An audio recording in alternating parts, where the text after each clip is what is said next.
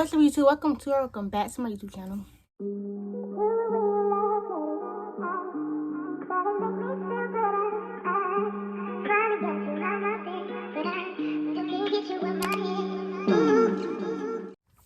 Today I'm going to be doing a 15 things I wish I knew before I became a teen mom at 17. So without further ado, let's get right into the video.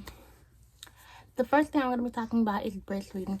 Breastfeeding is so hard, y'all. Literally, my baby never latched onto my breast, but so I had to pump, but it was so difficult, y'all, because you have to pump every 3 hours, literally. And do y'all know how fast 3 hours comes? Do y'all know that? You're literally pumping all day long, and it is so much work. It is exhausting. It's already so much work being a new mother, having a new baby as it is, but then adding that onto it, it's a whole nother level. If you doing it, if you did it, I applaud you. I'm not saying I couldn't have did it, but it was just a very much lot of work. So I decided to switch my baby to formula. I tried to hold off on that because of the formula shortage and everything, but I literally could not do it. It is so stressful, and then it hurts too, y'all. Like the milk gets filled up in your breast. Oh my god, don't even want to relive that moment. Don't even want to relive that time because it hurts. Number 2 is going to be the first month with your new baby is going to be the hardest. Now, I should have known this while I was pregnant, but I didn't, honestly. Like, I was thinking in my head, my baby's going to be the baby that sleeps her first night home. Baby, no. Baby, no. My baby used to be up, crying, hungry. I don't know, like she would just be crying and crying and crying. It would not stop. I wouldn't know what to do. I literally would just start crying with her, and that's when the postpartum depression kicked in a little bit, because it's like, oh my god, I'm 17, this is my life now. I'm not gonna say no other 17-year-old has to deal with this, but why couldn't I have been a normal 17-year-old who didn't have a baby? You know, that's when that started kicking in. But it got better, and now I love my Tink to death. Not that I didn't love her then. It was just, you know, it was so hard and so stressful on me. Number 3 would be, do not buy your baby so many newborn clothes and 0 to 3 months when you're pregnant or whatever. Buy a good range of all the clothes, because your baby is going to grow so fast, literally. And people told me this when I was pregnant, and I believed them, but I didn't know they were going to grow this fast. Like, she's 5 months, and at this point, she needs a whole new wardrobe because she cannot fit any of her newborn clothes, any of her 0 to 3 months anymore. She has grown out of that so fast, literally. So it's really a waste of money. Buy a good range of all the clothes. Number 4 is going to be, working is so hard. Like, I'm a teen mother, so I have school and work. And I started working when I was about 5 months pregnant. So the rest of my pregnancy, I was like, oh, I can't wait till I have her. I can't wait till I can start back working. I can't wait to make money for me and my baby. And now that I've started back working, I don't know why I was so ready to, because I literally hate leaving her. Like, some days I have school plus work, and it is the hardest thing ever. I literally be crying on the way to work, because some days it's like I barely get to spend time with her, and I hate it. Like, I very much have attachment issues with my baby, which I'm sure a lot of mothers have. And I just hate being away from her. Like, I don't know, I hate it so much. Even on my free time when I'm out of school and out of work, I don't want to hang out with friends. I don't want to do nothing. I just want to be home with my baby, honestly. Number 5 is going to be starting cereal on your baby early. Now, don't fight me for this one, y'all, because I know how y'all girls like to tussle for real. But because doctors recommend waiting till your baby is at least 6 months to give cereal, and she's 5 months, going to be 6 months next week. And she's been getting cereal since she was 2 months old. But let me tell y'all, if you start your baby on cereal early, they're going to sleep through the night. I had school and everything to go to. My baby needed to be sleeping through the night, so I gave her a little bit of cereal in her milk at 2 months. My baby started sleeping through the night, and gradually it increased over time how much I gave her. Don't give your baby a lot in the beginning, just a little bit. I promise y'all. What? What's wrong? What's wrong? By the way, y'all, it's 4 o'clock in the morning while I'm filming this. She's probably tired. But Give your baby cereal. They're gonna be fine. I mean, every baby's different. My baby did fine with it. People say it's a choking hazard. My baby never choked on it. My baby has been fine. But like I said, every baby is different. So just be mindful of that and cautious and careful when giving your baby cereal before 6 months.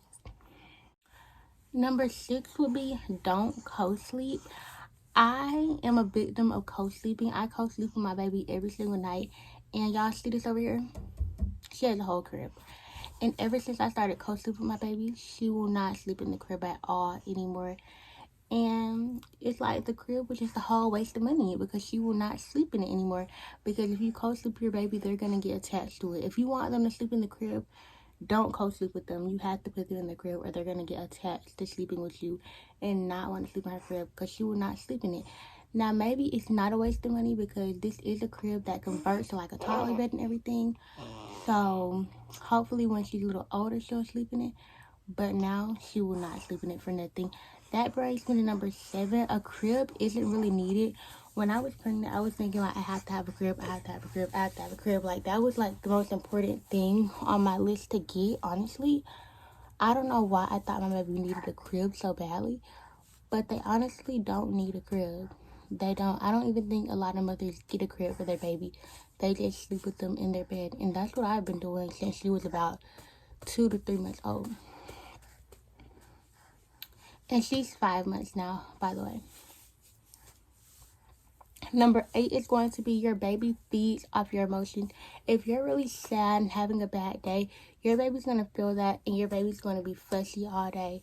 Stuff like that. But if you're happy and everything, your baby's going to be happy too. So just be mindful of that. I used to always cry around my baby like when I first had her because I was just shocked because I was just so stressed out and everything. And she would get really fussy and it would just make things worse. But now if I'm like having a bad day or something, I try to like step away from her a little bit so she doesn't notice like her mom is sad. And I try to show my baby my most positive vibes I can because she doesn't deserve to be sad just because I'm sad. And this is when you're pregnant too, y'all. Your baby can feel your emotions when you're pregnant. So be very mindful of that. That's why it's very important not to stress during your pregnancy, in which I was very stressed during my pregnancy. But number 9 is going to be you know your baby best. Don't listen to anybody else, especially when you're a teen mom. This is important because older mothers try to tell you what to do, like, oh, you're only 17, you don't know about this. I raised 3 kids, this, that, and the other. But this is your child. Every baby's different. Like, it's just the motherly instinct in you. It's just the motherly instinct in you to know what to do for your child. So definitely listen to yourself. You know what's best for your child. And never compare yourself or your baby to anybody else. Every baby's different. Every baby grows and develops at a different pace. So just be mindful of that. Number 10 is a really big thing, and it's learn who you have a baby with. Such as learn what type of things they were allergic to, even if they're not allergic to it anymore. Like when they was a baby, learn what they was allergic to. Learn what used to break them out. Things like that. Because my baby has eczema, and I never knew until my baby was born that her father had eczema. I never knew he was allergic to lavender. I know he's allergic to seafood, so I don't know how she's going to do with seafood. But he never told me he used to be allergic to lavender.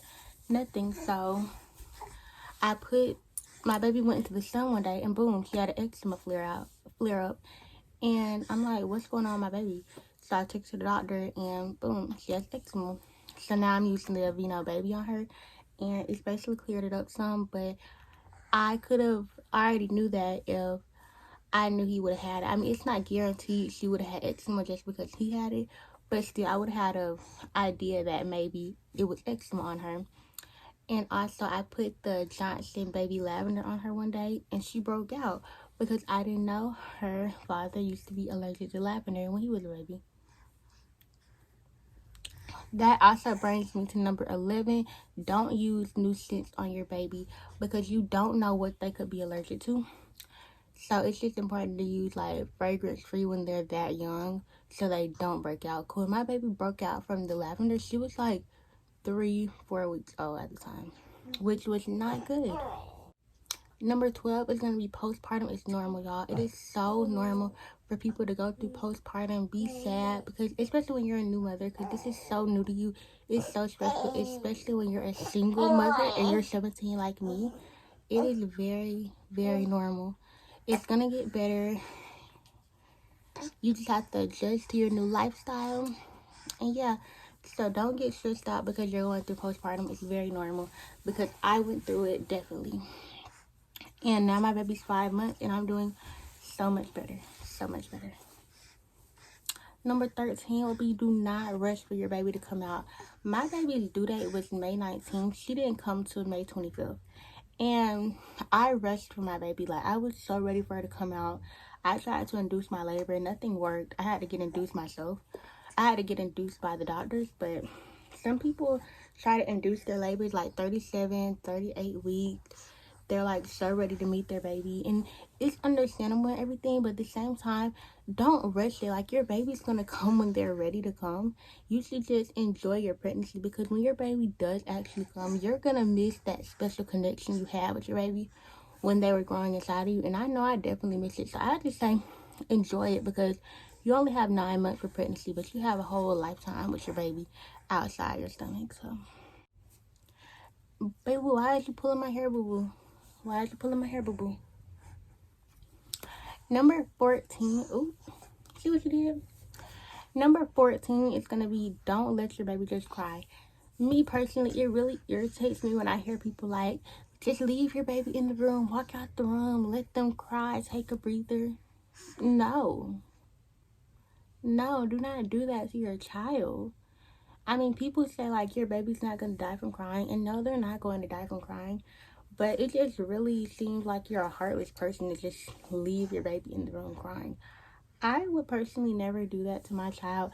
And crying, when your baby cries, it very much stresses them out, and it's not good for their lungs or anything. Like, your baby is crying because they want something from you. You may not know what they want, but they want something. You have to be in there figuring it out. Don't leave your baby in the room to let them cry. I definitely don't recommend that. And number 15 is going to be babies get scared really easily. Now, like I said, every baby's different, but my baby personally gets scared very easily from certain sounds. And I know other babies do too. And I did not know this before. Like, my mom pulled some moving tape because we're moving. And you know how tape makes that sound when you pull it? She started screaming, like, she was so scared because she didn't know what the sound was. She never heard that sound before. Stuff like that. And then the other day, I just cut the faucet on randomly, and she wasn't expecting that. Once again, screaming. Like, babies get scared really easily off sounds like that. So, yeah, I would say just be very mindful of things like that. Be very mindful of what sound you have your baby around so you can prevent scaring them. Because I hate seeing my baby get scared, honestly. But that's pretty much it for this video. Thank you for watching. Please like, comment, subscribe to my channel, and I will see you in the next one. Bye. Love you.